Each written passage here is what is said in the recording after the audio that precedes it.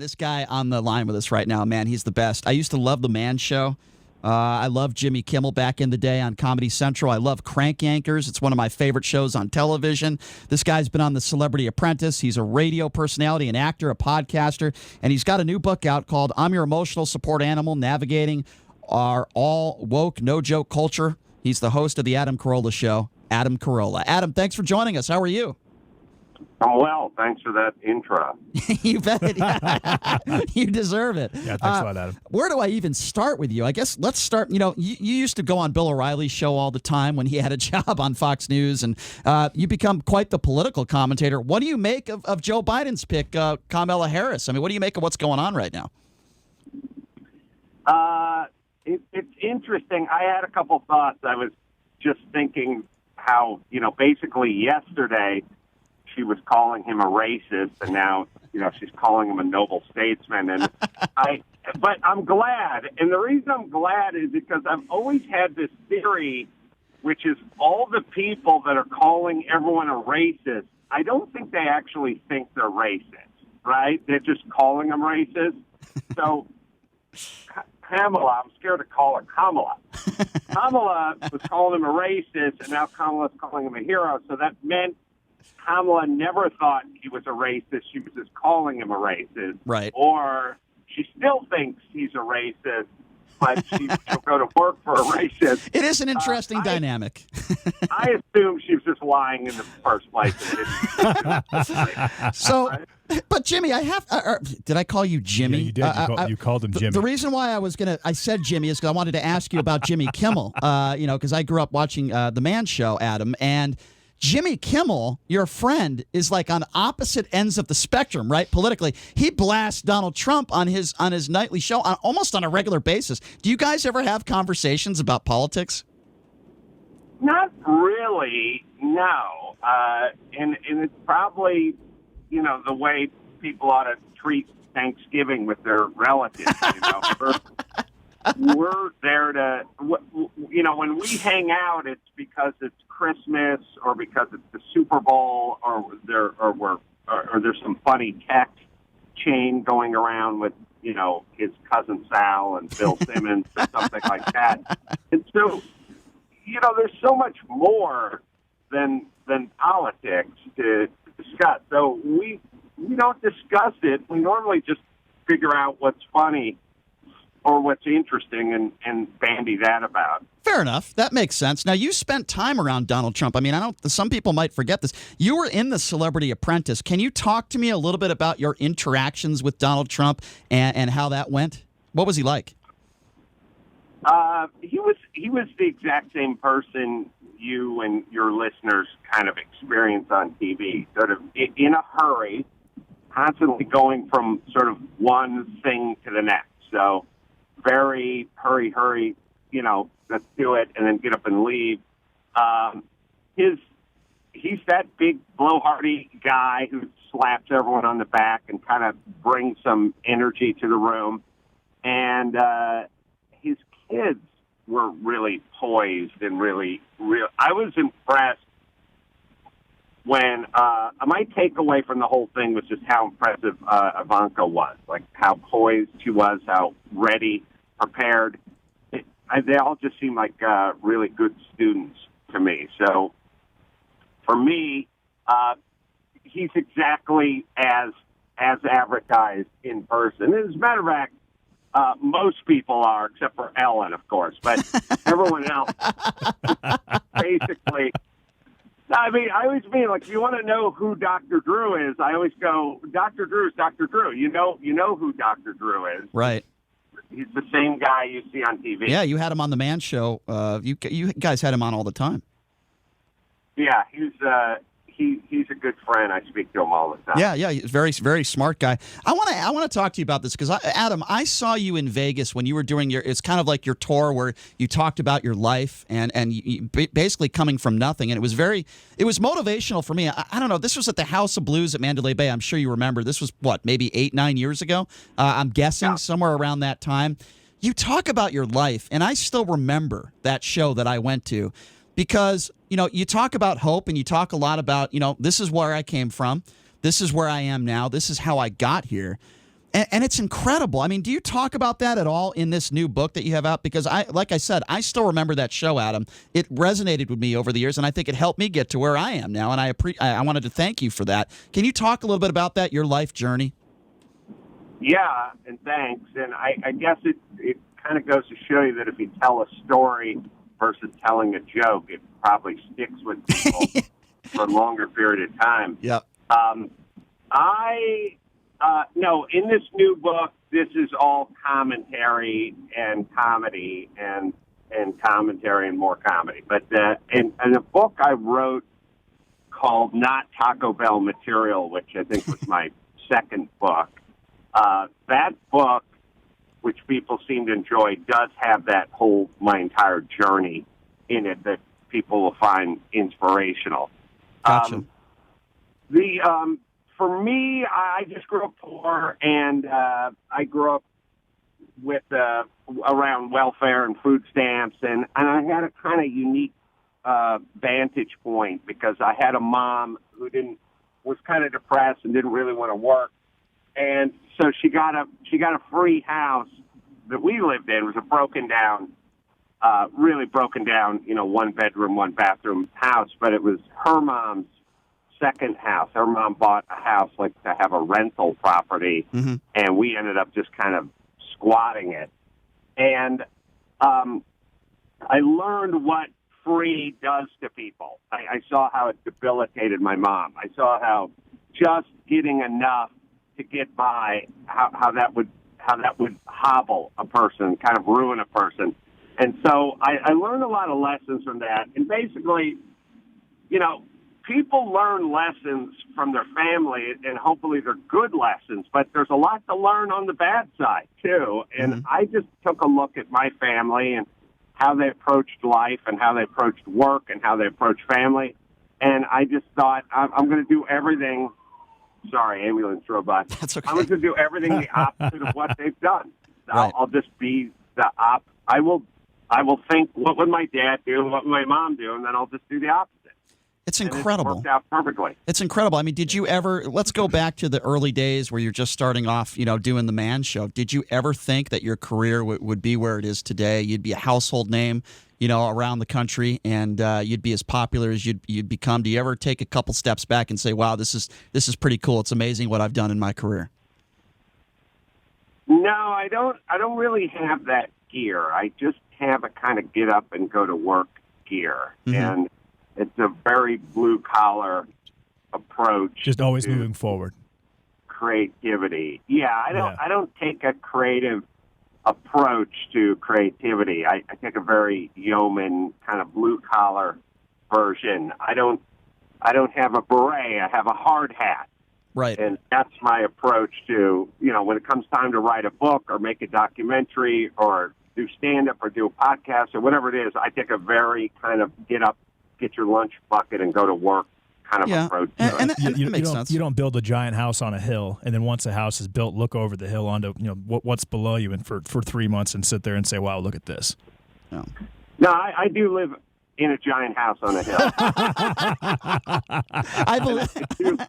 I believe it. Look down upon the unwashed masses. Yeah. And I'll throw scraps of food on occasion. Yeah. No, I like living in a big house on a hill, and I like having a lot of cool cars, and I like doing a lot of cool stuff that, making money and living this life afford me.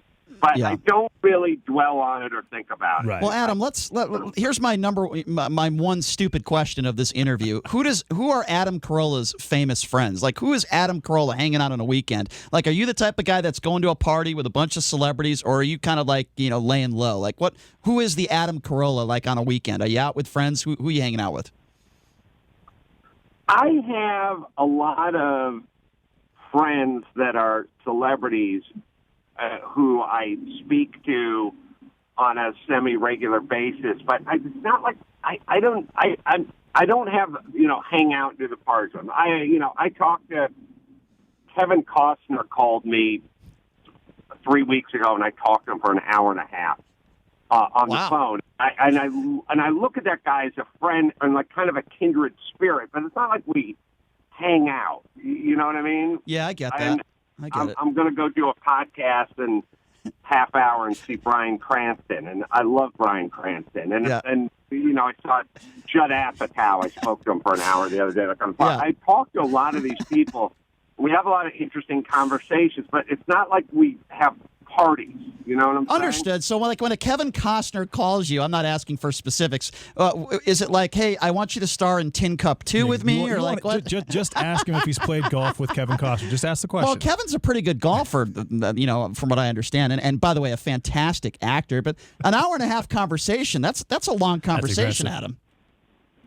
Yeah. Well, I woke up on a Sunday morning, and there was a call, like a kind of mysterious call. Like I didn't recognize the number. Right. And I realized who it was, and then I called him on a Sunday morning when I was getting ready to go for a walk, and the walk just never ended. He's a guy.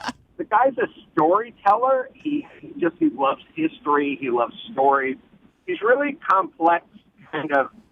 But he's kind of a blue-collar guy with a sort of a genius intellect, and I don't know. You know, the miles just melt away when you're walking and talking. But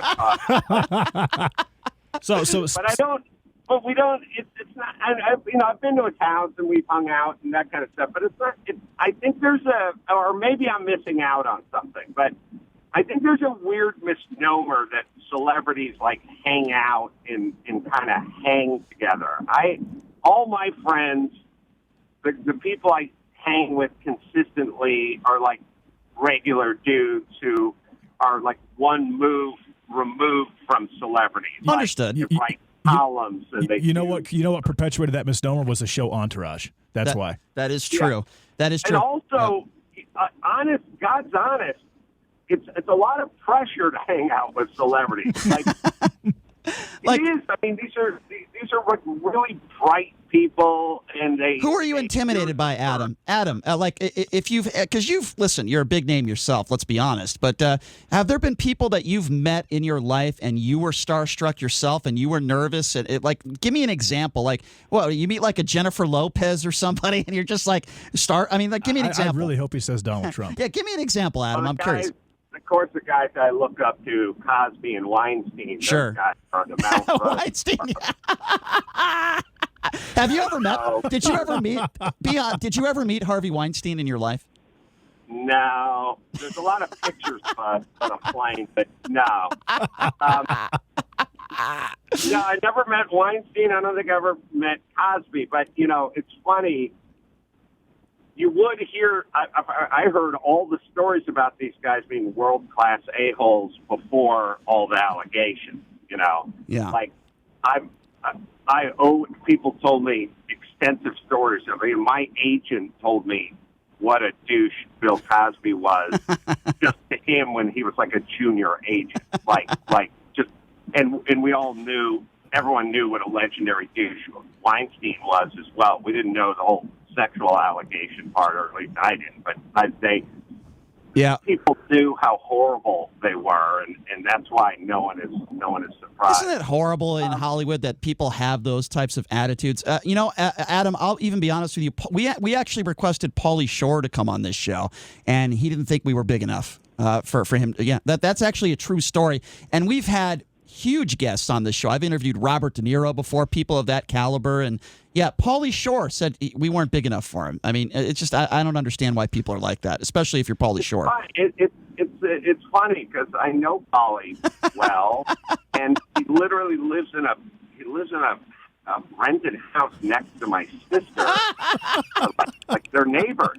It's weird. It's true. It's the weirdest thing Wait, ever. Pauly Shore doesn't even own a house? Actually, I'm not surprised, to hear that. No, he owns a house that he probably rents out for $13,000 a month. Yeah, right. That's true. Yeah. He does have money, and his father had a lot of money Get that too. $170,000 a year. Yeah, his father had a lot of money as well. By the way, if you're just joining us, we're speaking with Adam Carolla. He's got a new book out that I want to talk to him about called "I'm Your Emotional Support Animal: Navigating Our All Woke, No Joke Culture." He's a great motivational speaker as well. JD, go ahead. You had a question. So Jimmy Kimmel, and obviously he did he dressed up in blackface as Karl Malone on The Man Show, and he received a lot of heat for that a couple months ago. Did you have this book already in the works, or did that situation influence you to write this book? No, I can't turn a book around that fast. Neither can the publisher. That book, when Jimmy got into his dust up with society, the book was probably done. I'm sure the book was done at that point. Talk to me a little bit about this book. I know you said, you're going to get a lot of laughs. And by the way, during this time when we're, racial divide, the political divide, and people can't even go to comedy clubs right now, Adam, it sucks, So, I mean, this is what better time now to find ways to laugh. And you're an extremely smart and funny guy. Talk to me a little bit about this book and how it is going to make people laugh. Well, there's no holds barred. There's no apologies, and there's no, rounding off any sharp edges or anything. So it's completely unfiltered. And, when you write a book, you can do that, or at least I can. I don't know if anyone else wants to, but I just mean, when you're sending out a tweet, it's scrutinized a certain way. When you're talking into a microphone, even when you're up on stage at a comedy venue, people examine your words a different way. For some reason, the book is a way to say literally whatever you want with zero filter. So, if you're sending a tweet out there, you better put a 40% filter on what you're saying. And if you're up on stage, maybe you put a 20% filter. And if you're doing a hit on Tucker Carlson, you should do a 55% filter or whatever it is. When you're writing a book, it is zero filter. It's just open stacks, as we would say in the racing world. Just no air filter on that carburetor. That makes sense. And so the ideas are more engaging, and they may be more offensive to those who disagree with them. It's just more. It's on creatine, and sure. And there's a lot of really strong ideas in here, but it always finishes with a joke. And the conceit was, I'm going to say whatever I want. I have a lot of opinions. You're going to get an unfiltered perspective, but I do want to end everything with a joke. I do want. That's important, and I think that is so important now. Before we let you go, Adam, as you probably are aware, Jimmy Kimmel has his new comedy club out here in Las Vegas. We got to get you out here, man. When this pandemic is over with, man, it'd be so cool to see you guys back on the same stage together in Las Vegas. You think that could ever happen down the road? If he'd ever return any of my texts, I think we could make this happen. But yeah, I've been there. I performed there a couple of times. And I'd be happy to get up on stage there. That'd be awesome. Club. And the downstairs of that club looks exactly like his barn that's next to his house. Like it's modeled molding for molding and bend for bend, exactly the same as his bar. And you got your Crank Yanker puppets there, man. And by the way, Crank Yankers is one of my favorite shows in the history of TV. I die laughing. You, Sarah Silverman, Jimmy, you guys are just so great in that show. I hope you guys continue to do that show forever, by the way. Well, me too. And we'll be back for, I don't know, season 6 or whatever it is. It's just the whole COVID thing kind of knocked everything down. Sure. I got my Spoonie Love shirt that I bought years ago. I still wear that with pride, and one of my favorite shows on television. Adam, thank you so much for joining us. You're certainly a legend in this business. We appreciate your time, man, and hope to catch up with you again soon, maybe when you come back to Vegas. Thanks, Adam. Thanks for having me. Appreciate it. No, thanks there a lot, you go. Adam.